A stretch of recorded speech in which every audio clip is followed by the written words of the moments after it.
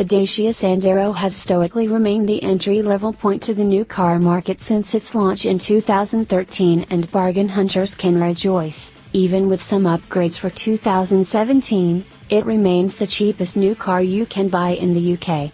Dacia's new 1.0 is 20 kilograms lighter than the 1.2 it usurps, thanks in part to an all-aluminum block.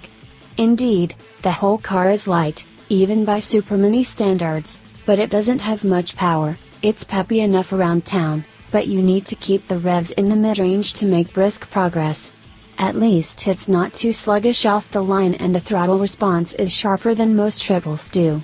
It's not very refined, though, with engine noise particularly noticeable above 3,500 revolutions per minute, and because you need to drive it hard on faster roads, the thrum can become tiresome.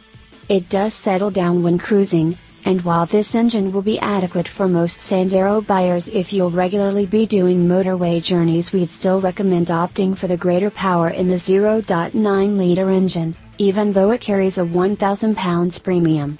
The new unit is more efficient than the engine it replaces, with CO2 emissions and claimed fuel economy much improved to make it comparable with its rivals like the Ford Ka+, which brings us to the main concern for the facelifted Sandero.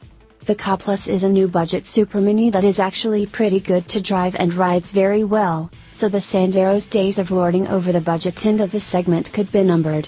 Especially because, mechanically, the facelift is unchanged from the model it replaces.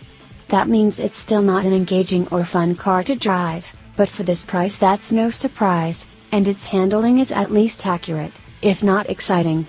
The car has a soft suspension setup, so the ride is okay and it's quite composed, but it's inconsistent, managing to soak up most modest imperfections at low speeds, but it doesn't take much to unsettle it. The Sandero does have two trump cards to play on the Ka+, price and space. It's considerably cheaper than the Ka+, and you'll struggle to find a small car that packages that space on offer so effectively, especially for passengers in the rear. Its tall body means there's plenty of headroom, and legroom isn't stingy either. The boot, meanwhile, is a practical size and will fit a couple of big suitcases in without any trouble, although there is a rather large loading lip. Inside there's been a decent step up in the level of standard specification for each trim. It also gets some better quality materials, with flashes of chrome throughout the dash, and a new steering wheel, which is far more tactile than the previous unit, all of which makes it less obvious that you're sat in the cheapest new car in the country.